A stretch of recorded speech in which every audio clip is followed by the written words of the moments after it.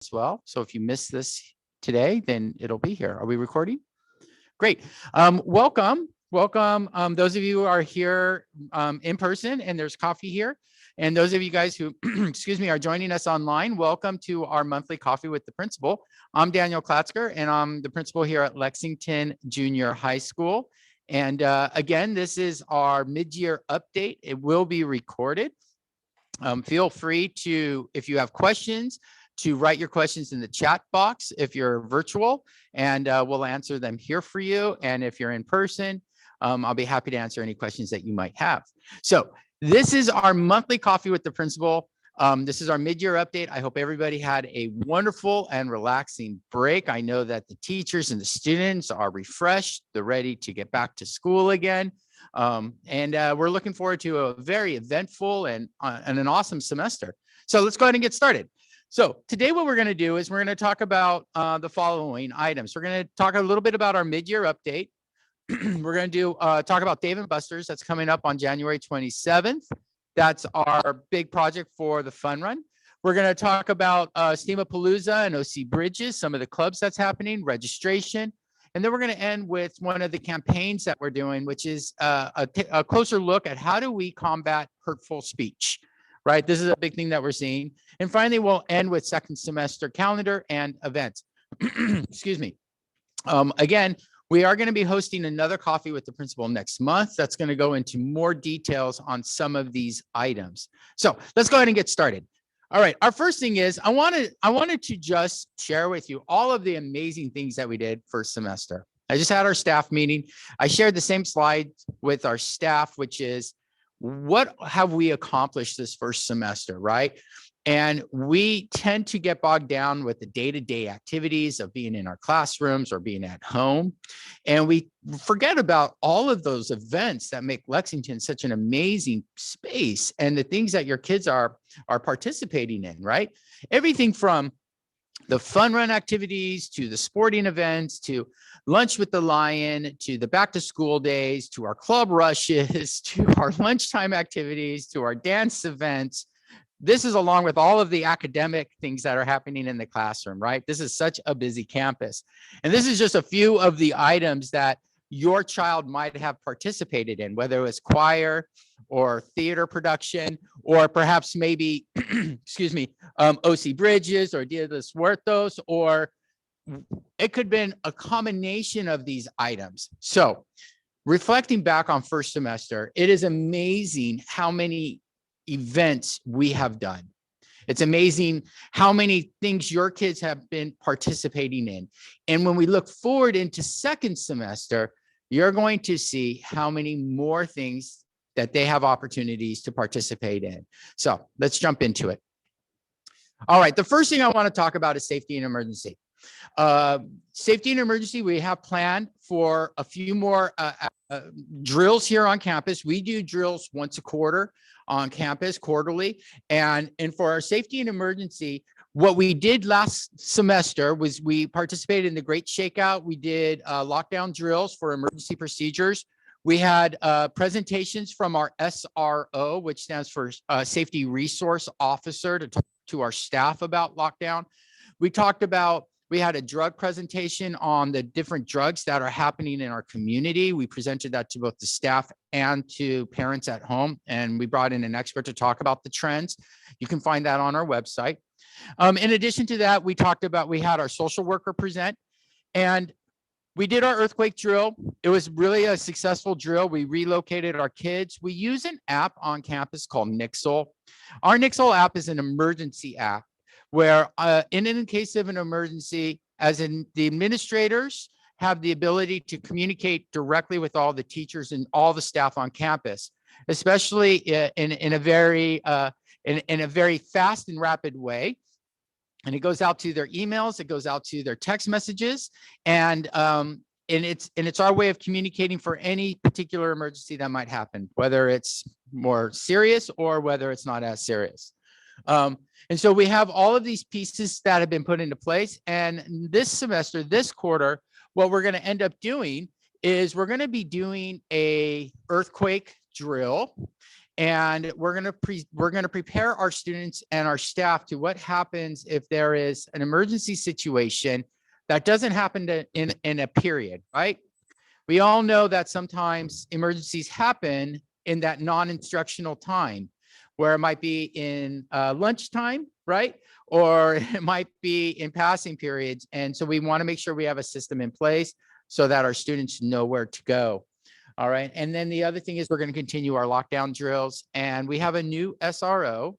Her name is Diane Martinez. And she's going to be here Monday through Thursdays with, and she comes here during lunchtime, during the course of the day. She walks around, she introduces herself, she creates relations with the students, she does presentations. So emergency drills taken very seriously, and we're continuing that practice in terms of training our staff and our students. Are there any questions in regards to that you might have regarding some of the drills that we're doing? No?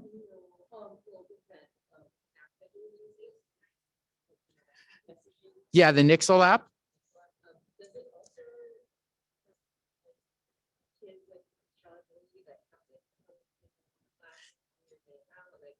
Oh, it's a great question. So the question was in regards to that app that we're using, that Nixle app. The Nixle app is it's an app that's designed for the staff. So we don't use that to track the students. It's our emergency communication app.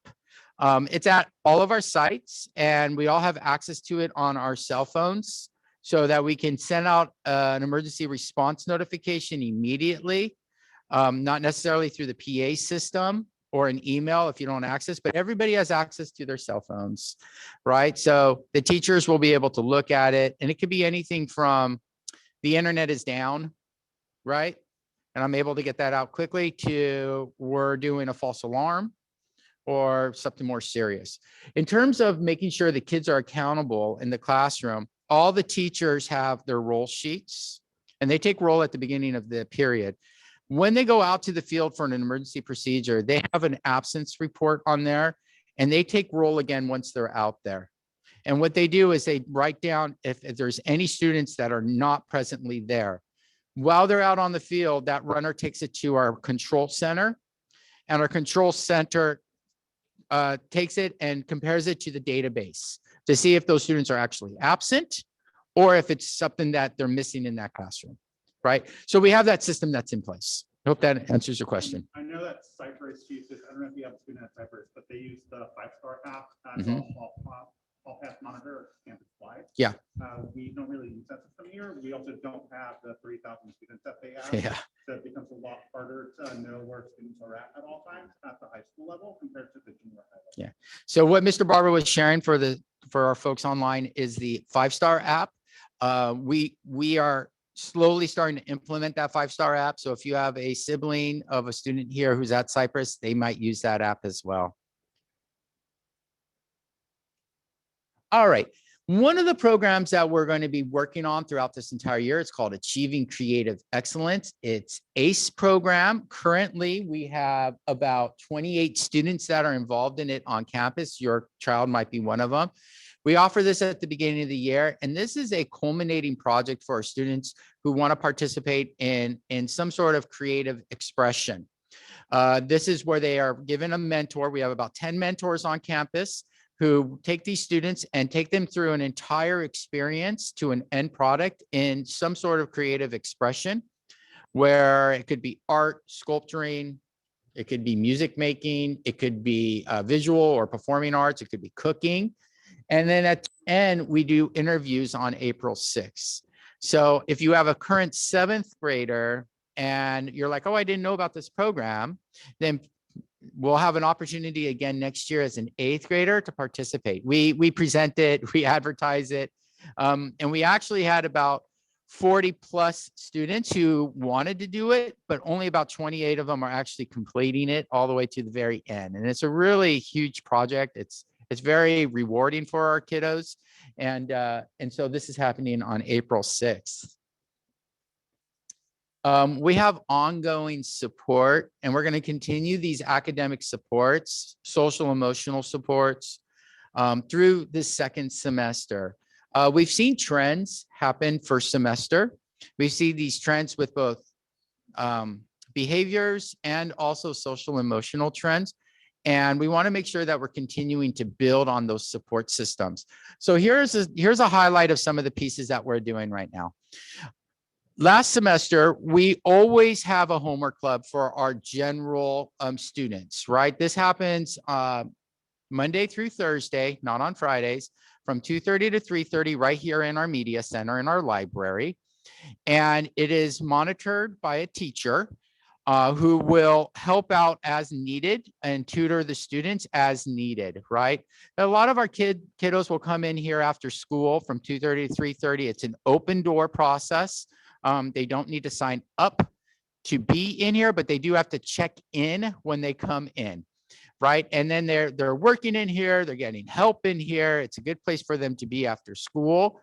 And so we have a homework club. 2:30 to 3:30 every day. Now, some of our more targeted support system, the next one on the list is called Pause. We started this last semester. It is a targeted homework club for some of our students who might have ADHD. And some of our students who might benefit not from a more general homework club, but more of a focused program. So if your child has ADHD or has the attention and would benefit from this type of a program, then feel free to reach out to one of the counselors. And this meets every Tuesday and Thursday. It's a smaller group. It's only about 8 to 10 students. And this group in particular focuses on a specific program for those students' needs. The other thing we implemented this year was called LHOPS. And this is a targeted homework club for our students with special needs. And this is a focus on homework organization and time management skills. And we found that a lot of our kiddos who have special needs also need help with executive functioning, right? So executive functioning is that ability to organize, that ability to plan your time. And I know that most 7th and 8th graders anyways have a difficult time planning, right? If I asked you if your child procrastinates, or if you looked in your child's backpack, what would you find? It'd probably be a mess in there, right? But this in particular program helps our students who have special needs, who qualify through IEPs, and they get specific help and support in this program. And we split it up with 7th and 8th graders. So 7th graders, it's like Monday, Wednesday, and 8th graders, I believe, is Tuesday and Thursday, or it might be the reverse. But please go ahead and contact the school, and we'll go ahead and tell you exactly which days they're going to be. And again, this is an opportunity for our students if they want to take advantage of it. We also have EL monitoring after school, which is one-to-one monitoring for our students who are English learners. They are all connected with a monitor or a teacher, and they meet with those teachers one-to-one after school periodically to help them, guide them through what they're working on, to give them additional supports. And this is in addition to our counseling check-in, our social work check-in, we have a restorative justice that we have here full-time. And then, of course, our Lion Lounge, which I'll talk about in a few minutes. What type of questions do you have for me regarding any of our social emotional supports, our ongoing supports for academics throughout this next semester? Do you have anything? Anybody online? I can pause here for a quick second. You like that use of that pause, pun intended? Okay, we'll move on. Let's talk about the Lions Lounge. So this year, we instituted a program called Restorative Framework. It's a restorative justice program through OC Human Relations. And we've had Ms. Shahar come and present in the past, and we're training our teachers and our staff on some of these practices called restorative justice and community circle building. So we dedicated a space on campus called the Lions Lounge, and it's a wellness center. And in this space, we've created a place for students to get supports, to work on community building, to work on restorative practices. It's a meeting place for the adults, and it's been really, really successful this year. I'm just going to give you some of the highlights as how we are combating some of that social emotional pieces that we're seeing this past semester, especially as we're coming off of the pandemic and COVID and remote learning, and kids are coming back to learn how to do school again. We've seen rises in behaviors that we hadn't seen before. And now this is our way of responding to those pieces, right? So one of the things that we do, again, it's a wellness where students and staff have a safe place to community build, to restore conflict, eat lunch, participate in meetings. So every day, the Wellness Center or the Lion Lounge is open to our students for lunchtime. We get approximately 20 to 25 kiddos in there every single day, eating lunch, enjoying the atmosphere. And it's a really nice, secure place for them. It's monitored by an adult, so they're just not in there by themselves. And then we have, again, a full-time person in there. Our school was selected as the junior high that's going to represent and do a partnership with CHOC, with the Children's Hospital of Orange County. And we are going to be working with them on helping to provide curriculum and to provide materials for this wellness center and to have somebody professionally design it with us. So the district has chosen Lexington Junior High School to be that model wellness center, and we're really excited about moving forward with that. With our RJ specialists, we've done, this is just this is just the top of the pyramid in terms of all the things that we utilize it for. But some of the things that were just highlighted from first semester is our RJ specialists facilitated over 100 reflections, 28 facilitated dialogues, meaning conflicts that were happening between students, having those kids come into that space, work with this restorative justice specialist. And she's not an administrator. So her goal isn't to punish. Her goal is not to get in trouble. The goal is to make sure that they resolve these conflicts in a peaceful manner. And so she's done over 43 community circles, both with staff and with students. And this is probably not highlighting or being all the things that she's doing. And we've done already this last semester trainings with our RJ, with our staff, and it's called Everyday RJ. And then my entire cabinet has gone through what's called harms and conflict training, so that we also can adopt some of these practices, so that when we're working with students, we do a reflective piece. So we're really excited about continuing this process. We're trying to make this into part of our school, and it's our way of dealing with a lot of the social and emotional pieces. Any questions at all regarding the Wellness Center? No? Okay, I think we're doing really well on time, and we'll just keep going. All right, civic engagement. That's a big push this next semester. So here are some things that you should be looking out for as your kids are coming home. So civic engagement, besides all of the various things that we're doing right now in the last semester with canned food drives or beach cleanups, and then in a weekend from now, not this weekend, but the next weekend, we have the Serve-a-thon, which is going to be in celebration of Martin Luther King. Is that this weekend? It's next weekend. And what we're going to be doing is it's community building, and we have about 2 teachers on campus who are going to be bringing kids here or elsewhere to work in the community. It's more of a service-oriented type project. We're excited about those pieces. But this semester, okay, besides Dia de los Muertos in October, we have our science fair coming up on January 20th. So all of our science teachers are participating in a science fair. It's going to be in our NPR on Friday next week. In March, we do the Tolerance Summit. This is a big deal here at Lexington Junior High School. It's amazing.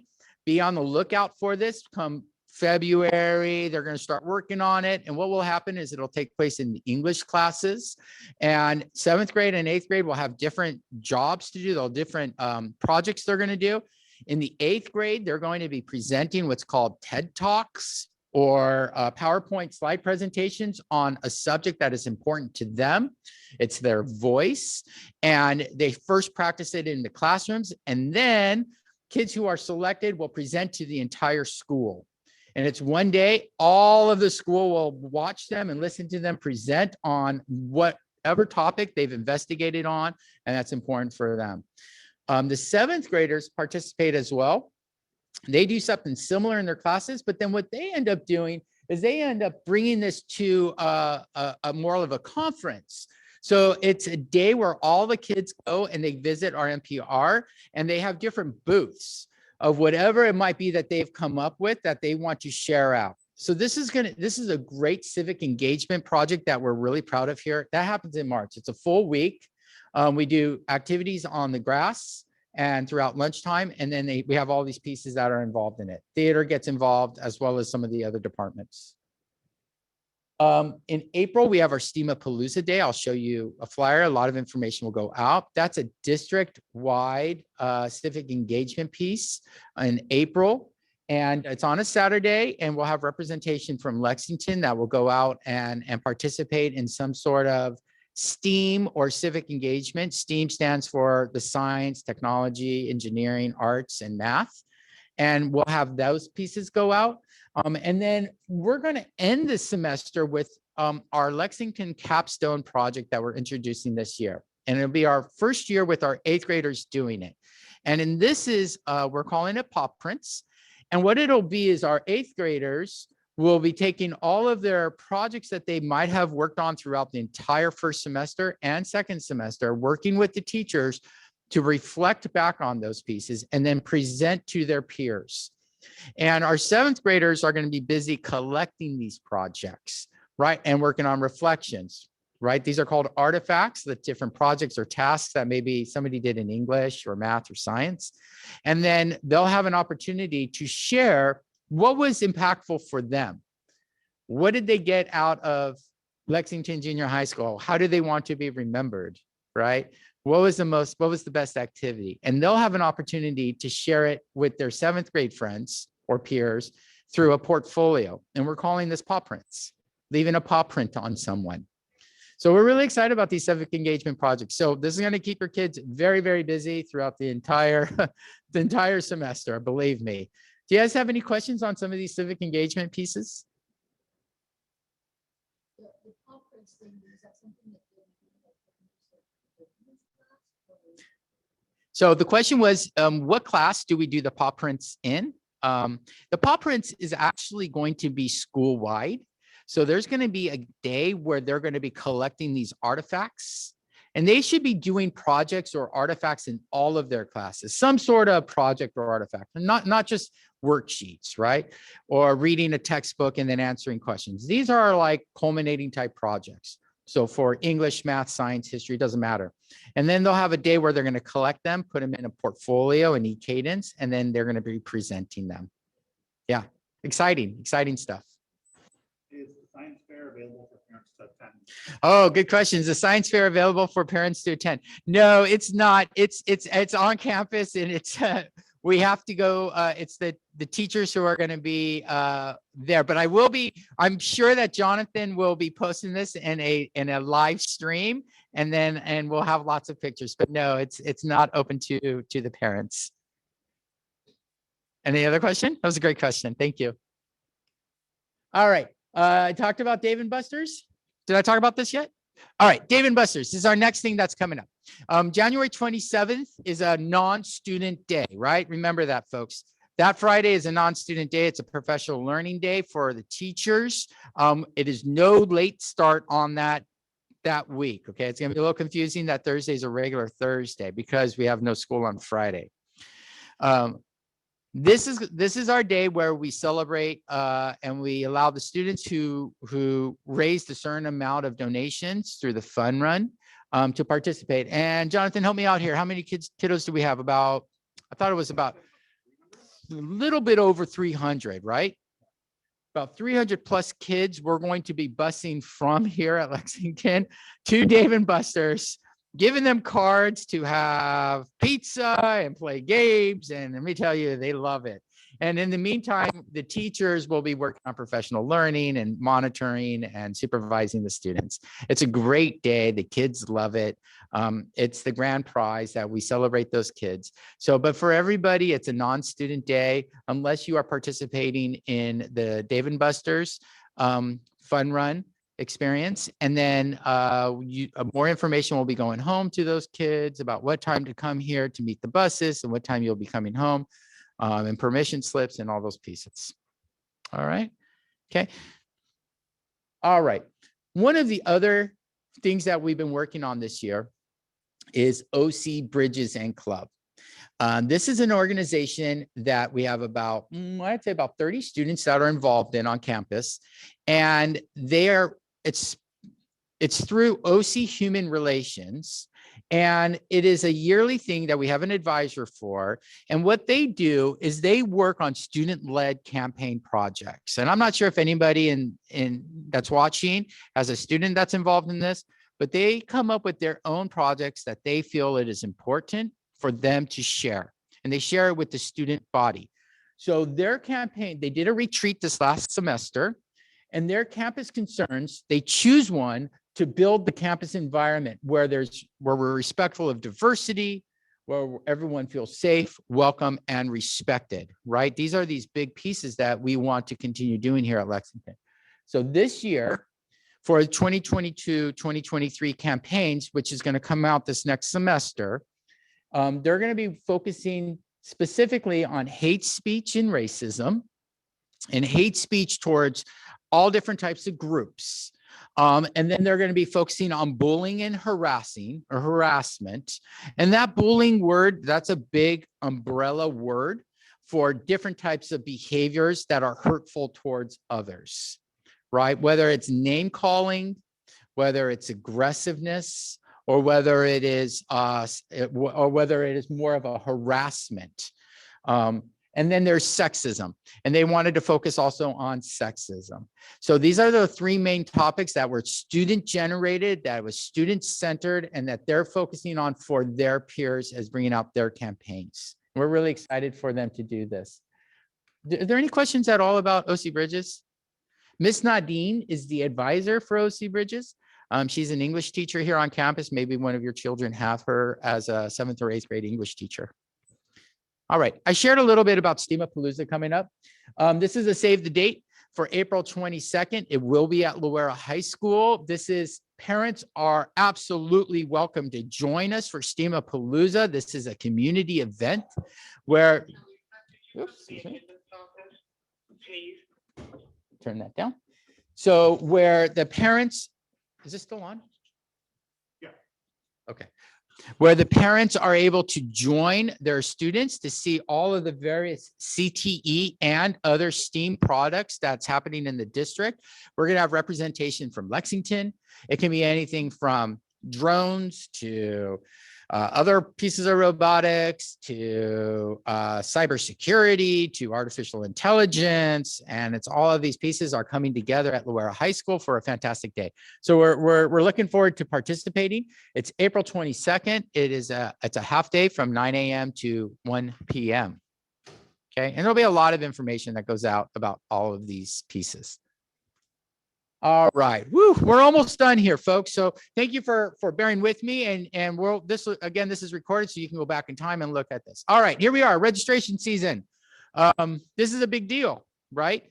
So this is just a snapshot of what you will find on our registration handout that's already on our website. If you go to our website, you can look it up. It's under pre-enrollment, and it'll have all of our course curriculums, all of our course selection, our elective course descriptions, and it will also have that flyer that's right there that'll give you all the dates. I encourage you to look at this, to highlight this, because I also have a 7th grader at home, and sometimes the information that we disseminate to the students don't often come home, right? So we're also looking at these pieces, right? So please, note which group you are a part of, because we are 7th and 8th grade. It's like a sandwich, right? We have to work with the incoming 6th graders, and we have a 6th grade day that's happening next week.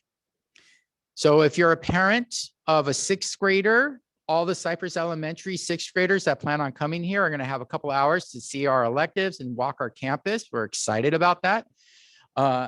And if you have a 7th or an 8th grader, we'll be in the classes in February. And then our high school counselors for Cypress High School, because that's our feeder, will be joining us on February 7th and then coming back on February 15th. And we also have a parent night that's coming up please be on the lookout for the parent night. These are parents who are interested in a dual enrollment experience, which means that you will be part of a specific cohort of students and group that will be able to weave in college credit and college classes through Cypress College, starting, I believe, Jonathan, their 9th grade year.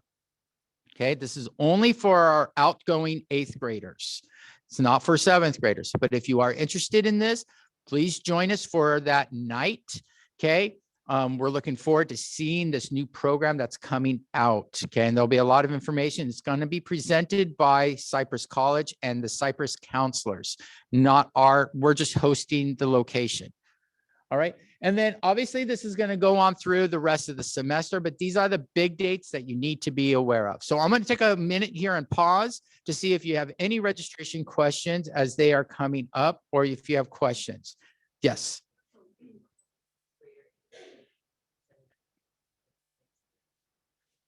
Vaguely remember him talking about this, but I didn't see anything from the summer online would be conducting his school would be. I think he said they would be coming here. Yeah, great question. So the question from the audience was, what day, what information can you get regarding the 6th grade visit to our campus? So this is a joint effort between us and Cypress Elementary. So what I can tell you the date, it's January 19th. So it's next Thursday, and it's going to run from 9:30 to 11:30. Buses will pick up your children from their schools, unless they're at Arnold or Landau, which they'll walk, right? It's not that far. But the other schools, if your child is at those other schools as a 6th grader, then they will arrange the where to be and how to get on the buses. And then they will come here. They're going to be here for 2 hours. They're going to go to different stations here and see some of our electives. And then they're going to get back on the bus and go back to school. Okay. So whatever paperwork or permission slips, those will have to come from the elementary schools. Okay. So hopefully that helped. Okay. Any other questions regarding registration? No, I'm sure there will be. Yes. I heard there's an option if you're a 7th grader and depending on the elective you choose, to do summer. Yes. Is that like, is there a limited number where you need to like get signed up quickly, or just whoever wants to? Yeah, that's a great question. Okay, so the question was about health and about how to enroll over the summer. So let me take a quick 30 seconds to talk about this because it's an important piece. When your current 7th grader is going to get the course selections. So on that date, it's going to be February 9th, right? Okay, so that is going to be February 9th and 10th. We're going to be visiting the 7th grade class and going through them. And then on the 16th and 17th, you need to select your class schedule. What's going to happen is you're going to get that enrollment form, and it's online. You can take a look at it if you go under that tab, and it'll say rank what you would like to have your health class, 1, 2, or 3 in terms of what you want to see. And the reason it's important is we need to get a number of how many students are going to take health over the summer so we can start planning for that. If you choose to take health over the summer, because it's a required class for 8th grade, then you will be allowed to take 2 electives next year. If you choose not to do health over the summer, or that's not an option that you want to do, then you will have to take health as a semester class next year. And then we will put you into either a CTE or which stands for Career Technical Education, or a VAPA class for the second part of the semester, right, on the offset. And you only get 1 elective for a full year. So please talk with your children about the options. Look at your summer program. If you would like to do it online, virtually, you can have 2 electives during the course of the year. If you do it over the summer, you can have 2 electives. If you choose to take it here on campus, you only get 1 full year elective. And that's going to cut into students' advanced elective classes. All right. So hopefully that answered your question. How long is the summer class? No, the summer class usually is about 6 weeks. It usually is like 3 days. They adjust it every year, but it generally runs after the first week we let out. So like at the beginning of June, and then it ends at the end of June, like at the beginning of July. So it's about 4 to 5 weeks. And then like how many hours? It depends if it's fewer days, Monday. The question was about dates and times and hours for the summer program. If you're looking into whether or not you have summer plans, then if you're going to participate in the health class, it's generally during June. All right. So if you're going to make plans over the summer and you want your child to participate in the health class, that happens in June, and it's usually like Monday through Wednesday or Monday through Thursday. And it's generally like 4 hours, 3 hours, maybe 2 hours and 2 hours. They'll come up with that schedule for you, depending upon numbers. So, okay, great. Any questions online? Yeah, so Cypress High School is going to be visiting our 8th graders soon. Is there any information that parents should expect to receive from Cypress? Yes, 100%. Thank you for that question. So on February 7th, our Cypress counselors will be here on campus and will be giving the kiddos the information to take home. All right. So they're going to be in the science classes. You will have 1 week to look through this information and then make your choice, make your picks for February 15th when the counselors come back and they collect those cards, because then they have to go back to their school and they have to go ahead and enter in all of the numbers. Now, all this information is also available online. So you can start looking at it now. You do not need to wait. You can look at the course selections for the advanced selections. And if you have any questions, you can feel free to call us and we'll help you out with that. Another question? Okay, we're good. All right, excellent. We can circle around back if you have more questions that you come up with. All right. Our last little piece I wanted to talk about was how we are combating again and addressing hurtful language as we see here on campus. I'm actually going to add one more little thing because I put it in last minute, Jonathan. I don't know if it made it to the slideshow here. Before we address hurtful language, I just want to I'll do this at the end. Sorry. Okay. So addressing hurtful language. We have seen an increase in harassment / bullying behavior on campus. Behaviors ebb and flow on school district and schools. Sometimes they're more, sometimes they're less. We have seen these increases since we've come back to in-person learning again. So what we're doing is we're trying to combat these behaviors in a variety of ways. One of them was through restorative justice, OC bridges, events, community pieces, but also is we're going to be having specific lessons on harassment and on these behaviors. And we're going to be working through this time period to present lessons for our kids on name calling. We're seeing a lot of name calling out and about, whether it's racial name calling or whether it's identity, LGBTQ plus name calling. So we're seeing these pieces. We want to address it. We don't want to do nothing. The absence of doing something is keeping it going, and we want to make sure we're combating this, and we're helping our students understand that it's not okay and how to treat each other with respect. So looking forward to this next quarter, where we're going to be introducing these lessons. So you might be getting more information in regards to this in our Monday memo, things we'll be sending home. I already sent home one email regarding this. We'll be sending home other information. And if you have any concerns or questions, always, always, always call us, let us know so we can address it. If your student on campus has been the victim of hurtful language, we can't see everything, right? We have 1,283 students on campus. There are 13-year-olds, 12-year-olds.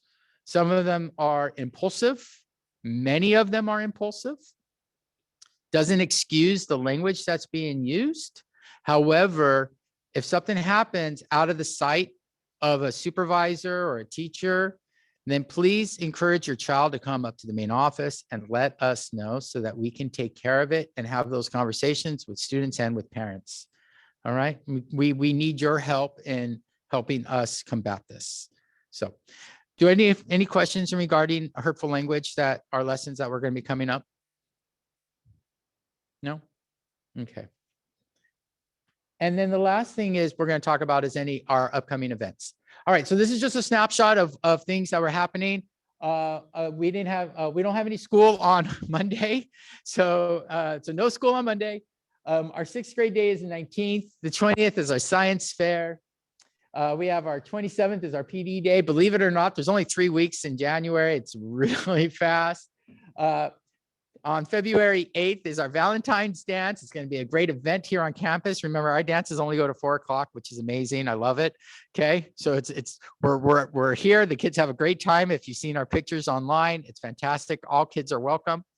And then on February 10th, this is an opportunity for you to have lunch with the line with the 8th grade families. So if you're an 8th grader here or an 8th grade parent, this is one of our favorite events. Hopefully it's not going to be raining, and you can come out and celebrate lunch with your loved one and enjoy that on the lawn. It's such a great community builder, and we always get more and more parents who are involved in it. It's great.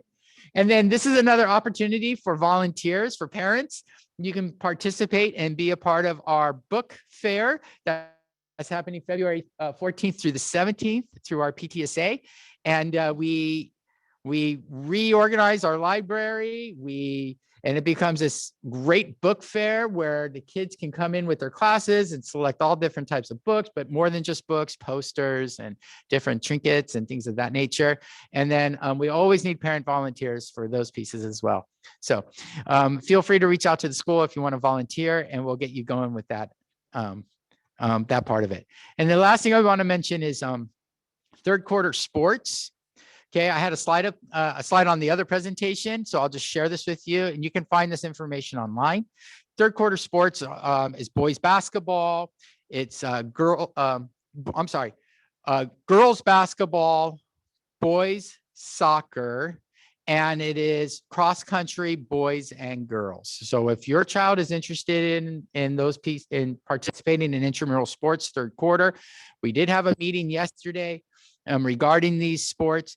I don't think it's too late to go and talk to one of the coaches to get that information, but you should do it now if your child did not bring home that information. Okay, contact the school, and it's also on our website. With that, I'm going to go ahead and conclude. We are done with our coffee with the principal. I'm going to open it up for questions. Thank you for being here. I hope you get a cup of coffee before you leave, and I'll open it up. Any questions at all about revisiting any of those pieces that we talked about?